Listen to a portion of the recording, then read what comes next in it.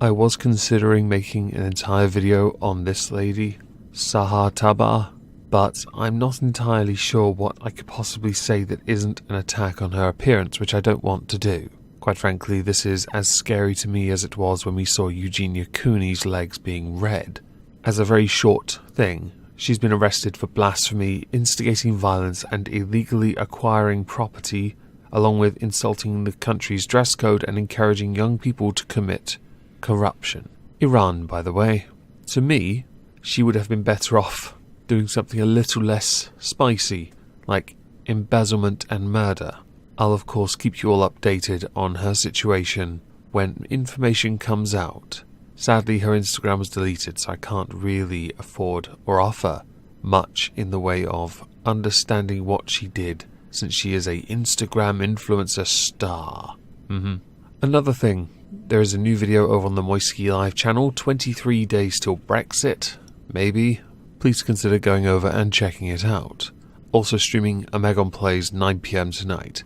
Moving on, I want to talk about Mark Cuthbert. This is Mark Cuthbert. I am cropping the image, of course.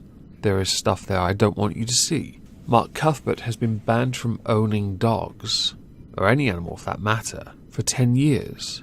He was also jailed for 10 months. Now, I should again restate my view. There should be a level of almost parity of esteem when it comes to treating human cruelty with that of animal. Therefore, what Mark did, and was proven to have done, which got him sentenced in the first place, should carry with it a more significant and severe sentence. So what has Mark Cuthbert done? So along with being found to have in his possession tracking collars, nets, and animal traps, he was also proven to have bought felines off of Gumtree under the guise of offering them a new home, only to then use them as live bait for fighting dogs, which means he was also training dogs to cause needless and unnecessary suffering to another animal. This man is a brutal being who deserves a far more severe sentence than the one he got. It should be clear, and I assume he did this to lessen the sentence he was exposed to, he did plead guilty to keeping 3 dogs, cats, and other animals for animal fighting and procuring cats for fighting. A specialist vet that conducted some examinations on some of the older animals, called Digger and Billy, found that the animals had multiple injuries, some of them recent enough and consistent enough to have come from an engagement with a badger. Digger and the puppy have been rehomed, but Billy sadly was so aggressive that he had to be put down after he attacked a SPCA employee, Scottish Prevention of Cruelty to Animal charity. To add to this, in his home, in Mark Cuthbert's home, were pictures of his dogs with what can only be assumed to be deceased badgers, along with other animals and other photos indicating he had been doing this for quite some time. This is a level of depraved I am truly uncomfortable with, and I want to put Mark Cuthbert on blast because he's only getting 10 months. I hope you see this, Mark. I hope you understand. You violated the trust of those who believed you were offering a new loving home, and you violated the trust of the animals that were brought to you. You took pleasure out of doing something that is reprehensible and illegal in this country. It is illegal for a good reason. It should be noted that during the investigation, Gumtree found correspondence between Cuthbert and people who had listed their cats on the site, which led many to believe that large numbers of cats were uplifted from pet owners who trusted their cats were going to a good, safe home. The SPCA since has now started urging pet owners to carry out more thorough checks when selling or rehoming animals online, with a statement saying, if you are using an online service to find a new home for or sell your pet, please be vigilant and ensure your pet is going to a safe environment. If you are suspicious, do not continue with the sale and notify the Scottish SPCA as soon as possible. One could hope many learn lessons from this, and I hope this man never goes near pets ever again. because people like this don't deserve the love of another animal in their life. They deserve to be alone.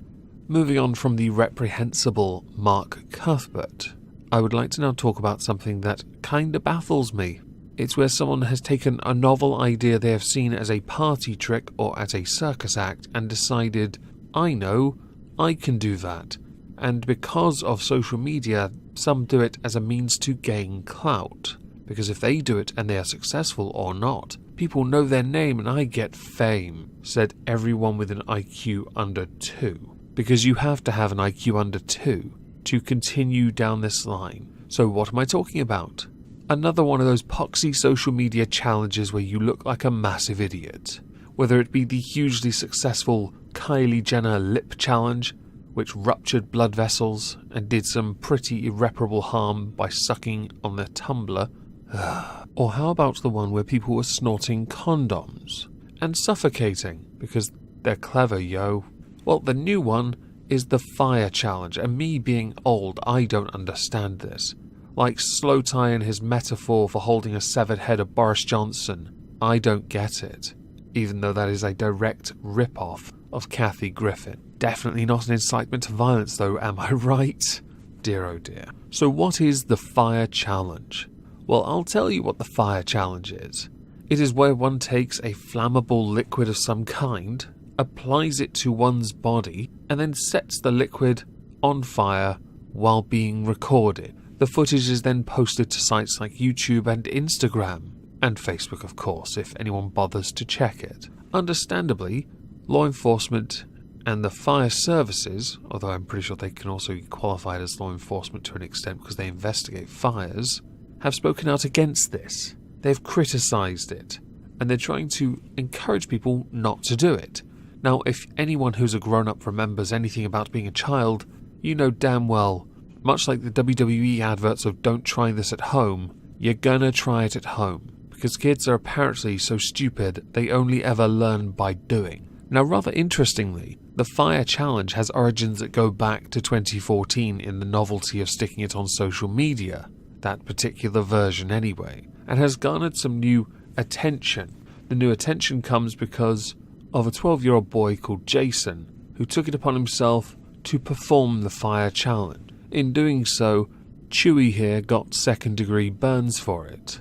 Now, the mother has given to CNN a rather lengthy statement about the concerns one should certainly be aware of when performing such party tricks, or natural selection, whichever you prefer really. Jason took the liberty of explaining that it was because of other kids that it happened, where they were spraying nail polish remover onto him and setting it on fire and everything was fine, until they kept spraying. As kids do, they do like to test the limits, like grown-ups. Okay, so I guess everyone does. Somewhat understandingly, the police in Dearborn Heights are investigating this, but not naming any individuals involved. I would have thought, as this was recorded, the video would be pretty damning, unless this was a feeble attempt without any YouTube clout. I'm being sarcastic if you couldn't tell. I still think this is natural selection. I do of course hope that Jason makes a full recovery and is able to do whatever it is he wants to do in his life. Might I recommend a career swallowing fire? I believe they have gimmicks for that with drinks in bars. It's not really my thing, but whatever makes you happy and pays the bills. As far as the fire challenge goes, and any other of these challenges that exists, including the rather amusing one where people were roundhouse kicking a bottle top off a bottle, some of which were hilarious and some were tragic. It would be right to assume that these kind of challenges are never going to go away. They are always going to exist because people are going to try a different way to continually push the envelope. Is that the right term? Doesn't matter, you know what I mean. I don't agree with them, but I'm not going to stop them because I'm going to watch people get hurt. It's so funny. Now, with the two stories we covered and the brief mentioning of Sahar Taba, I'm very interested to know what you think, so please let me know in the comments below. I hope you'll have a lovely Tuesday, and thank you all for listening.